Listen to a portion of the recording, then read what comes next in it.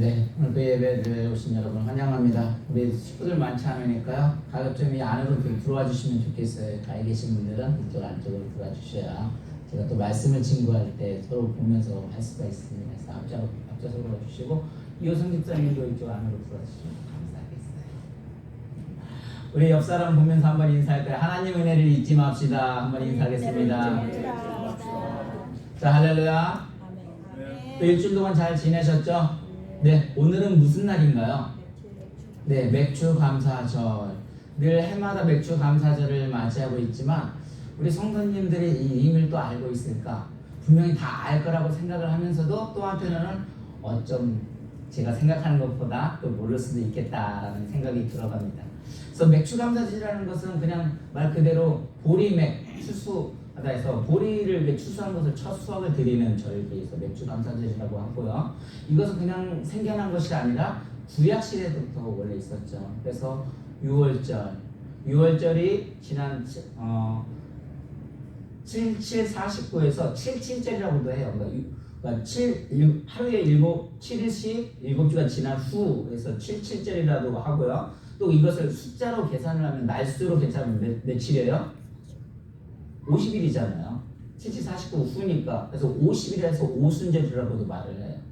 그러면 이제 여러분이 잘 아시는 그럼 6월절은 뭔가요? 6월절은 하나님께서 모세를 통해 가지고 이제 바로 왕부터 출애굽을 했을 당시에 그때 10가지 재앙이 있었어요. 근데 마지막 재앙이 어떤 재앙이었어요? 장자의 죽음이었는데 그때 뭐라고 했냐면 문설주에 양의 피를 바른 사람은 그걸 넘기는 거죠. 죽음의 사자가. 그래서 그걸 넘김으로 말미암아 그 모든 것이 뭐예요? 하나님의 은혜로 였다는 것을 기억하게 하는 절기가 6월절이었어요. 그 후로 아까 말대로 이제 77절, 맥주감사절, 초실절, 오순절 다 똑같은 말이에요. 그러나 그 용어에 맞게 되어졌는데 오늘도 마찬가지죠. 그럼 오늘날은 우리가 보통 이게 이스라엘의 3대 절기하면 아까 말대로 6월절, 또 뭐예요? 맥주감사절, 그 다음에 초막절, 초실절, 또 초막절을 얘기하는 것처럼 한국에도 명절들이 뭐뭐가 있어요? 처음에 새해가 있었고 또 추석이 있고 그 다음에 내 생일도 있고 여러분들 생일도 있죠. 그래서 이렇게 3대 어떤 절기에 있는 것처럼 큰 행사란 말이에요. 근데 우리가 오늘날도 이 세상에서 하나님께서 부르셨어요. 과연 하나님 부르셨는데 과연 내가 이 교회에 나올 수 있겠는가? 정말 파리제왕, 이재왕으로 해도 이 자리에 나올 수 있는 사람들이 아니에요. 정말 이 사람들이 정말 변하지 않더라고요. 근데 이 자리에 나올 수 있는 건 뭐예요? 철저하게 하나님의 은혜라는 사실이에요. 그래서 이 땅에 애굽에서 하나님이 저희를 불러내셔서 어쩌면 이 자체가 광야 생활이 있는 가운데도 있어요. 신학시대도 똑같잖아요. 오순절에 하나님 앞에 그렇게 부르셨을 때 성령이 강림함을 통해서 그들이 어디를 가는 거예요? 가나안 땅을 향해서 달려가는 것처럼 오늘날 우리가 교회 생활에 힘들고 어려움이 있을 수도 있어요. 그럼에도 불구하고 이것이 하나님의 은혜이고 가나안 어떤 천국을 가는 그날까지 뭐예요? 또 앞으로 지켜주고 있는.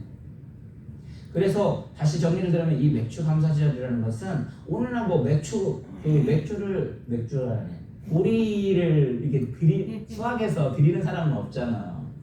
그런데 그렇다면 오늘날은 어떻게 표현을 하면 좋을까? 사실 아까 말씀대로 하나님 불러주셨는데 1년 중에서 우리가 새해가 시작하면 딱 반절이 언제예요? 6월 말. 그리고 오늘 첫째 주, 7월 첫째 주에 시작되는 날이 맥주 감사절인 거죠. 그래서 하나님이 상반기를 은혜 가운데 잘 지내게 하셨고 또 뭐예요? 앞으로 하반기를 잘 지낼 수 있도록 감사하는 절기. 그래서 이제 첫 수확, 그 다음에 이제 가을이 되면 뭐예요? 수확을 하게 되면 추수감사절. 한국에서는 추수감사절이라고 하고 우리는 뭐예요? 땡스기빙이라고 하죠. 그래서 미국에 있다 보니까 추수감사절도 해야 되고 땡스기빙도 해야 되고 맥주감사절도 해야 하는데 이게 아까 말대로 맥주감사절, 초실절은 이게 중간에 하나님의 은혜 가운데 잘 왔고 앞으로 그 하나님의 은혜 가운데 잘 지켜주세요라는 의미를 가지고 있어요. 그래서 이 절기는 항상 그 모세 때부터 정말 이 절기를 잘 지켰을 때는 하나님의 놀라운 축복을 받았어요. 그런데 그것을 잘 지키지 못했을 때는 하나님이 진노와 심판을 하셨어요. 오늘은 그래서 이 말씀을 에스겔을 통해서 본문을 보려고 하는데 이 에스겔을 보려면 사실 이게 쉽지는 않아요. 왜냐하면 에스겔이 항상 보면 비유와 어떤 상징으로 되어져 있기 때문에 그것을 한 절 한 절 읽어가지고 은혜를 받는다. 그 내용을 알고 은혜를 받는다. 그러면 여러분이 정말 그 성경의 상당한 수준이 올라와져 있는 거예요. 그래서 이 에스겔은 어떤 시대는 그때가 정말 힘들고 어려웠을 때 하나님께서 그 포로 생활할 때 있었거든요. 그래서 가장 크게 타이틀을 보게 되면 예루살렘의 포로 생활과 멸망과 어떤 또 다시 한번 어떤 심판과 구원의 날을 크게 해주는데 에스겔 1장부터 35장까지는 어떤 생활이에요? 포로로 붙잡혀가 있어서 하나님이 그걸 허락을 했다는 거죠. 와! 그러니까 하나님이 포로로 생활을 허락했다는 건 그들을 버리겠다는 소리가 아니에요. 그들이 뭐예요? 그들이 정말 그 포로 생활 가운데 어려운 가운데 회개하는 시간, 하나님 앞에 정결하는 시간, 돌아오는 시간을 허락해 주는 거예요. 그래서 36장에 되면은 내가 뭐예요? 너희를 이제 회복을 시켜주겠다라고 말을 하는 거죠. 그러면서 37장에 어떤 내용이 나요? 많은 뼈들이 다 죽었을 때 하나님이 생기를 불어넣어서 군대로 살아나는 그 사건의 이야기가 나오죠. 그러니까 포로로 끌려갔으면 육적으로 다 죽어 있었고 영적으로도 어떠했겠어요? 다 죽어가지고 그냥 말라 죽은 영혼의 심령이 다 죽은 상태예요. 그런데 하나님께서 거기서 뭐예요? 생명을 불어넣어줌으로 말미암아 군대를 일으킨다고 말을 하고 있어요. 다시 말해서 그들이 심판을 받았던 것은 하나님이 버리신 게 아니라 너희들을 회복시키고 살려주겠다는 거죠. 그래서 우리는 이 자리에 온 것도 하나님이 군대로 다시 만들어줄 줄로 믿습니다. 아멘. 그러면서 37장이 이렇게 되면서 이제 38장부터 43장까지는 어떤 내용이에요? 성전을 예루살렘을 다시 회복을 시켜주겠다 해서 성전을 준비하는 시간을 줍니다. 준비하는 과정들이 나오죠. 그리고 오늘 이제 44장부터 46장까지는 뭐예요? 그 성전에 들어갔을 때 어떻게 이 성전에 들어가면 절개, 어떤 규례, 법규, 지켜야 하는 도, 그거를 말을 하고 있는 거예요. 그리고 그런 것을 다 지켜나가고 했을 때 이제 48장까지 있잖아요. 47장, 48장은 뭐예요? 그럴 때 그 성전에서 생명의 강이 흘러 넘치리라. 그래서 그 생명이 뭐예요? 하나님의 임재를 상징하기도 하고 예수 그리스도를 통해서 물이 차고 무릎, 허리, 가슴까지 차고 넘친다는 그 내용이에요. 그래서 큰 맥락입니다. 그래서 오늘 이 이스라엘 그 에스겔을 통해서 이 절기를 함께 볼 건데 그래서 이 절기의 의미가 무엇인지 함께 보기로 원합니다. 우리 먼저 첫 번째로 말씀 46장 11절 한번 보겠습니다. 같이 있습니다. 시작. 명철과 성회 때에 그 소재 한 마리에 밀가루 한 에바요 양 한 마리에도 한 에바요 모든 양에는 그 힘대로 할 것이며 밀가루 한 에바에는 기름 하나씩이며. 한마디로 무슨 소리예요? 하나님 앞에 은혜를 그냥 잊지 말라는 거예요. 우리가 인간은 망각의 동물이라고 해서 자꾸 모든 것을 잊어버리는데 어쩌면 잊어버리는 것도 은혜일 수도 있어요. 왜냐하면 우리들이 이민 생활 가운데 아니면 여러분의 삶 가운데 잊어버리지 않으면 이게 스트레스 받아서 더 힘들 수도 있어요. 그래서 우리가 때로는 아픈 상처들은 어떻게 돼요? 자꾸 잊어버려야 돼요. 그래서 치유를 받을 수가 있어요. 좋지 못한 것들, 어떤 자녀들 슬퍼졌던 거, 부모님이 헤어졌던 그런 아픔들은 어떻게 돼요? 자꾸 잊어버려야 돼요. 그렇지 않으면 영혼이나 육적이나 모든 것이 건강할 수가 없어요. 근데 문제는 뭐냐? 우리가 잊어버려야 할 건 잊어버리고 잊지 않아야 할 것은 잊지 않아야 하는데 우리 인간들은 어때요? 반대로 돼요. 잊어버려서는 안 되는 것들은 잊어버리려고 하고 또 잃어버려야 될 것은 그걸 꼼꼼히 생각을 하다 보니까 이게 삶이 힘들어지는 거죠. 그래서 지금 하나님 앞에 나올 때는 이렇게 예물을 가지고 나오라는데 이건 뭐냐면 다른 뜻이 아니에요. 너희들을 내가 백성에서 구원을 해줬으니까 뭐예요? 그 은혜를 잊지 말라는 거죠. 사실 달라스 우리 교회가 여기까지 온 것이 뭐예요? 이 인원을 이렇게 올 수가 없어요. 이건 정말 전적인 하나님의 은혜. 우리 한 사람 한 사람을 불러주신 것도 하나님의 은혜지만 달라스 우리 교회가 이렇게 오는 것도 정말 하나님의 은혜거든요. 그런데 잊자 말할 것을 잊어버리게 되면 어떻게 될까요? 가장 여러분이 알기 쉬운 게 컴퓨터 같은 경우는요 모든 것을 기억을 다 해요. 세상에 뭐 내가 어떤 사이트를 들어가게 되면 거기에다 아이디하고 비밀번호를 치잖아요. 그 아이디와 비밀번호까지 그 컴퓨터가 다 기억을 하고 있어요. 근데 이것이 자꾸 많아지면 어떻게 될까요? 이제 많아지는 기억 용량이 되니까 컴퓨터가 자꾸 속도가 느려지거든요. 그래서 잊어버릴 거 잊어버려야 돼요. 근데 잊어버릴 거 안 잊어버리고 막 상처가 되는 거죠. 오늘 혹시 목회 칼럼 보셨어요? 그 톨스토이가 빵 한 조각이라는 글을 썼는데 어떤 내용이에요? 신실하고 아주 가난한 농부가 하나 있었어요. 근데 그는 너무 배고파서 늘 그 점심을 빵 하나로 채우고 있었습니다. 그러니까 사단이 저 빵을 뺏어야겠다. 그러면 왜 뺏을까요? 없는 빵 그거 하나 더 뺏어가면은 불평을 할 거니까 그 빵을 뺏어가 버렸어요. 그러니까 그 농부가 뭐라고 말을 합니까? 하나님 감사합니다. 얼마나 나보다 정말 더 힘들면 이 빵, 맛없는 빵을 이걸 훔쳐갔을까? 그래서 그 얼마나 어렸으면 그걸 훔쳐갔을까? 그 마음 생각을 하니까 자기가 어때? 상황이 너무 감사한 거예요. 그래서 감사를 드리는 거예요. 그러니까 대장마귀가 나와서 뭐라고 말을 해요? 야 이놈아! 그렇게 해서 되겠냐고. 인간은 원래 그렇게 하면 안 된다고. 있는 거 뺏으면 안 되고 어떻게 하면 돼요? 더 풍성하게 주라고. 그러니까 그 쫄따구 마귀가 어떻게 했어요? 그 대장마를 듣고 그 다음에 농사를 아예 더 풍성하게 하는 거예요. 그러니까 이게 풍성하게 되니까 어떻게 돼요? 더 막 부어주는 거예요. 그러니까 이게 더 풍성하게 자기가 먹고도 남으니까 감당이 어떻게 되니까 어떻게 돼요? 막 창고에도 쌓아요. 창고에도 쌓는데도 남으면 어떻게 돼요? 막 갖다 팔아요. 그러니까 그때부터 어떻게 되나? 하나님을 찾지를 않는 거예요. 하나님 없이도 그냥 살아갈 수 있는 거예요. 무엇을 말하는 거예요?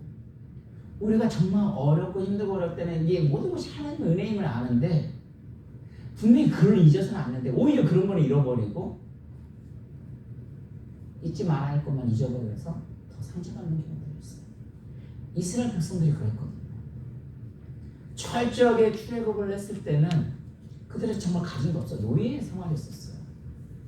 근데 그 광야 가운데 하나님께서 구름 기둥으로 낮에는 뜨거우니까 밤에는 추우니까 불기둥으로 인도주셨어요. 그리고 그 430년을 광야 생활하는데 한 사람도 뭐예요? 굶어서 죽은 사람이 없어요. 신발이 닳도록 정말 놀라워요. 아니 그 수많은 사람들이 하는데 어떻게 안 죽었겠어요? 이거 뭐라고 표현할 거예요? 하나님의 은혜라고밖에 표현할 수가 없어요. 그러니까 하나님의 은혜를 잊지 말라는 거죠. 그러니까 이 절기는요 맥주 감사절은 다른 것이 아니라 우리가 모든 것이 정말 하나님의 있지만 지금까지 상반기가 하나님의 은혜로 왔습니다. 그리고 앞으로 하반기에도 하나님이 지켜주고 믿고 나아가는 거예요. 그래서 저와 여러분들은 오늘 불러주신 하나님의 은혜를 잊지 않고 또 정말 봉사와 충성을 다할 수 있기를 또 주님 이름으로 간절히 축원합니다. 우리 46장 9절 한번 볼까요? 같이 읽습니다. 상반절 시작. 그러나 모든 정한 절기에 이 땅 백성이 나 여호와 앞에 나올 때는 북문으로 들어와서 경배하는 자는 남문으로 나가고 남문으로 들어오는 자는 북문으로 나갈지니라. 아멘. 여기서 뭐라 하냐면 모든 절기, 그러니까 어떤 감사절 절기죠. 거기서 이 땅 백성이나 나 여호와 앞에 나올 때는 북문으로 들어온 사람은 어디로 나가라고요? 남문으로 나가는 거예요. 그리고 남문으로 들어온 사람은 어디로 나가는 거야? 북문으로 나가는 거예요. 다시 말해서 항상 질서 있게 북쪽으로 나와서 반드시 남쪽으로 나가고 남쪽으로 들어온 사람은 반드시 북쪽으로 나가. 다시 말해서 이 절기는 늘 질서의 하나님을 또 생각하는 부분입니다. 그러니까 이스라엘이 절기를 지킬 때 이 규례를 철저하게 지켰어요. 그리고 정신없이 준비하다가도 막 혼돈이 되더라도 이 절기의 규례만큼은 철저하게 지켜나갔을 때 하나님이 살아계시고 우리를 이끌어 주심을 다시 한번 되돌아보는 어떤 절기를 통해서 그런 의미들을 가지고 있어요. 이 세상이 어떠한 세상이었어요? 원래 처음에 혼돈의 세계였거든요. 근데 하나님이 그 우리 창조 목적에 의해서 다 순서대로 질서대로 그 모든 것을 잡아주셨어요. 그리고 우리들이 뭐라고 말을 하냐면 질서를 지킬 때 그것이 더 편하다고 말을 합니다. 운전을 하는데 미국에 와서 놀라는 게 뭐냐면 아무리 봐도 미국은 선진국이 아닌 것 같은데, 왜냐면 모든 한국의 시스템에 보면 한국보다 훨씬 늦어요. 여러분 아시겠지만 면허증 드라이브 라이센스를 받는데 한국에는 얼마나 걸려요? 면허증 받는데 입사에 얼마나 걸려요? 빠르면 하루가 아니라 그 자리에서 나와요. 5분 10분에서 그냥 바로 찍어서 그냥 나오잖아요. 미국에서 얼마나 걸린 줄 아십니까? 2주에서 최소 2주에서 4주 걸려요. 면허증 하나 발급받는데.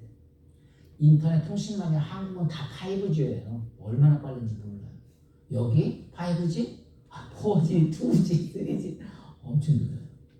그런데 왜 미국이 선진국이라고 할까요? 한국으로 다른 게 있어요. 한국을 폄하하는 건 아닌데 교통 운전을 하다 보면 와 이게 막히는 도로가 아닌데 기가 막히게 줄이 쫙 서 있어. 우회전을 나가자. 근데 한국 같으면 그 우회전에 자리가 비어져 있으면 어떻게 되는지 아십니까? 그냥 바로 들어가가지고 서로 엉키고 가지고 그게 빠지질 않는데, 미국은 하나가 뭐냐면 질서를 지키고 엄청 강해요.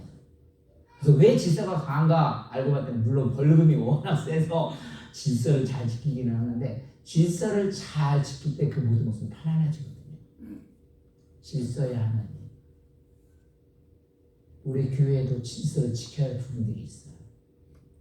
이게 자꾸 혼돈이 돼서 막 중구난방으로 되어지면 이 감사절기가 될 수가 없습니다.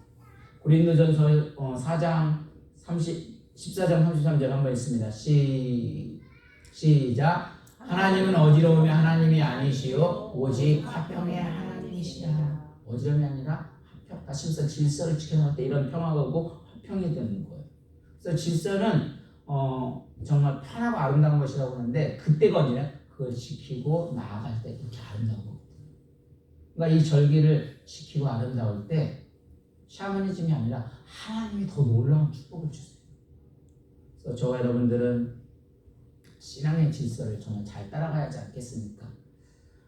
질서가 이런 의미에서 엉클어진 거, 어지러운 거, 혼란스러운 것을 정돈해야 됩니다. 이 질서에서 이탈되어지게 되면 우리는 넘어질 수밖에 없습니다. 그렇다면 여러분 지금 여러분을 혼란하게 하는 게 뭔가요? 제가 늘 가끔 착각을 하는 것이, 늘 고백을 하지만 정말 그게 어릴 때 뭔가 내가 준비를 막 해야 한다고 막 생각을 하는데 막상 제가 준비해서 되지도 않아요. 이게 뭐 감당이 안 되는 부분이 있는데, 그런데 이렇게 지나보면 그래도 하나님이 정리를 해주셔요. 그러면 사실 누구를 봐야 돼요? 당연히 하나님의 우선순위의 걸 바라봐야 하는데 그가 자꾸 흔들릴 때 하나님을 말씀해 주시거든요. 질서를 지켜라. 하나님을 바라보라. 그래서 우리가 하나님 앞에 맡기고 그 질서를 지켜나갈 때 하나님이 채워주신 줄로 믿습니다. 그래서 나의 어떤 신앙의 삶이 어떤 나의 생활이 엉클어졌다면 내 삶의 질서를 잘 지키시면서 또 주님의 제자가 될 수 있는 저와 여러분이 되기를 주님의 이름으로 간절히 축원합니다. 그리고 마지막으로 한번 46장 9절